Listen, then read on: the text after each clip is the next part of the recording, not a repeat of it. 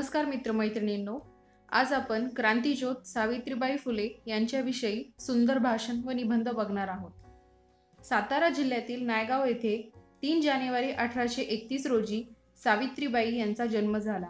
सावित्रीबाई फुले या भारताच्या प्रथम महिला शिक्षिकाच नव्हे तर त्या एक उत्तम कवयित्री, अध्यापिका आणि समाजसेविका होत्या।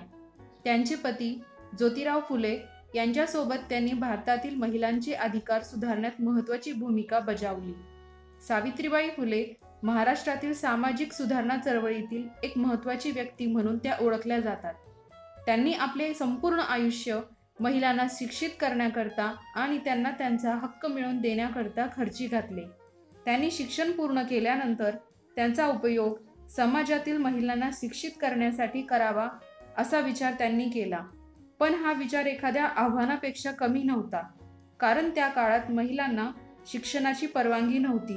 तरी देखील सावित्रीबाईंनी 1848 साली शिक्षणाचे माहेरघर असे ज्याला आपण म्हणतो त्या पुण्यात पहिली मुलींची शाळा सुरू केली। महिलांना शिक्षणाच्या प्रवाहात आणताना सावित्रीबाईंना अनेक संघर्षांना सामोरे जावे लागले, परंतु त्यांनी कधीही हार मानली नाही व आपले धैर्य खचू न देता संपूर्ण आत्मविश्वासाने संघर्षाला सामोरे जाऊन यश मिळवले।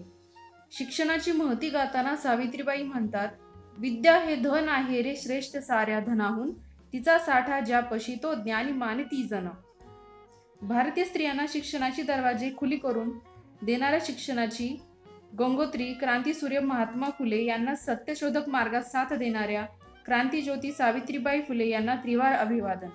स्त्रियांच्या अंधाऱ्या जीवनात पेटविला ज्ञानाच्या ज्योती, स्त्रियांच्या अंधाऱ्या जीवनात पेटविल्या ज्ञानाच्या ज्योती, म्हणून तर आज जगती अमर आहे सावित्री, म्हणून तर आज जगती अमर आहे सावित्री।